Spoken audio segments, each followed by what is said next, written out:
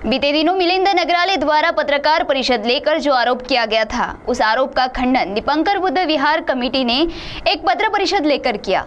तो आइए जानते हैं इस पत्रकार परिषद में उन्होंने क्या कहा। सीटीवी प्रतिनिधि बालू सातपुते की इस खबर में।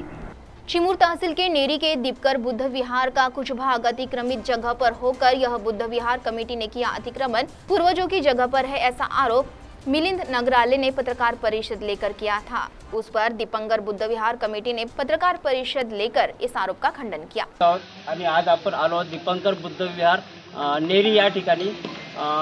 कालच बुद्ध नेरी येथील मिलिंद नगराळे यांनी एक पत्रकार परिषद घेऊन त्यांच्या जागेवर बुद्ध विहार कमिटीने अतिक्रमण केले या संदर्भात पत्रकार परिषद घेतली होती आणि त्याचा खुलासा करण्यासाठी दीपंकर बुद्ध विहार नेरी यांनी आज या ठिकाणी पत्रकार परिषद आयोजित केली।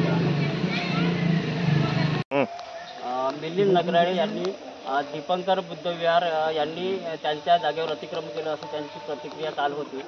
काय सांगाल तुम्ही याच्याबद्दल? याबद्दल मी असं म्हणेल की आंबेडकरी चळवळीचे अलिखित संदर्भ या नावाचे जे दोन खंडामध्ये ग्रंथ मी प्रकाशित केलेले आहे।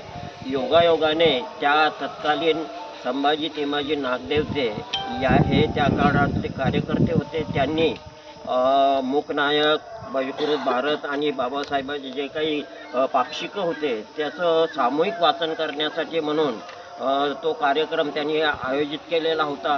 त्यासाठी जागा पाहिजे होती आणि म्हणून त्यांनी त्या काळातले आनंदराव फडणवीस पाटील यांनी हे मालगुजार होते, त्यांच्याकडून त्यांनी ती 32 रुपयाला जागा खरेदी केली आणि ती समाजाला दान केलेली होती।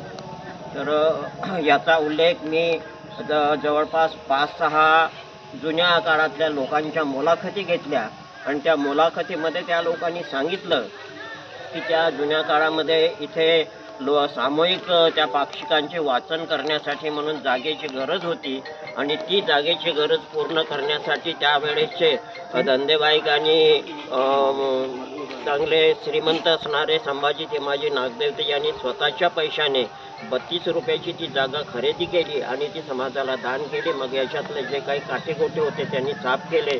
या ठिकाणी एक मध्यंतरी चिंचेचे झाड होते, त्या झाडाला चबुतरा बनवण्यात आला आणि मग ते वाचनाचे कार्य या ठिकाणी सुरू होते। त्याच जागेवरती मग या 2 विहिरी देखील करण्यात आलेल्या होत्या। एवढी माहिती आहे।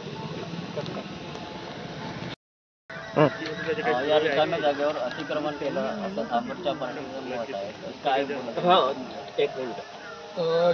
त्याचा जो आरोप आहे हा आरोप दीपंकर बुद्ध विहारावर आहे आणि दीपंकर बुद्ध विहार हे 1991 पासून बांधकाम सुरू झालं आणि 93 मध्ये कंप्लीट झालं।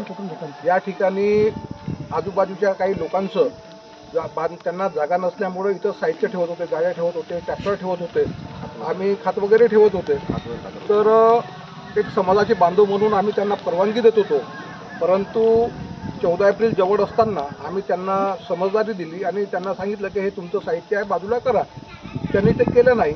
आम्ही पोलीस स्टेशनच्या माध्यमातून त्यांना आम्ही अर्ज दिला, त्यांच्याच हातानं आम्ही हे ट्रॅक्टर वगैरे काढलं आणि आमच्यावर जो आरोप आहे की तो त्यांचं साहित्य आम्ही फेकून दिलं, फेकलं वगैरे काही नाही, ते रोडला बाजूला काढून व्यवस्थित ठेवलेलं आणि ते संपूर्ण जागा ही जी जागा आहे ही ग्रामपंचायतनी आम्हाला मापून दिलेली आहे।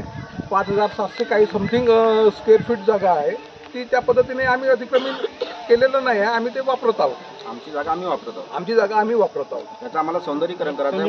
प्रकारचं अतिक्रमण केलं नाही, आमच्याकडे पूर्ण डॉक्युमेंट आहेत आणि त्यांच्याकडे भूमापनचे जर काही अधिकार असतील, त्यांच्याकडे जर भूमापनाप्रमाणे त्यांच्याकडे काही कागदपत्र असतील, त्यांनी आपली जागा मापून घ्यावी आणि त्यांनी तेवढी आम्ही ते जागा जास्त यावं। हर कदम खबर की ओर CTV न्यूज करिता वीडियो जर्नलिस्ट संजय नागदेवते सोबत बालू सातपुते, नेरी, चिमूर। TTV के लिए प्रतिनिधि बालू सातपुते की रिपोर्ट।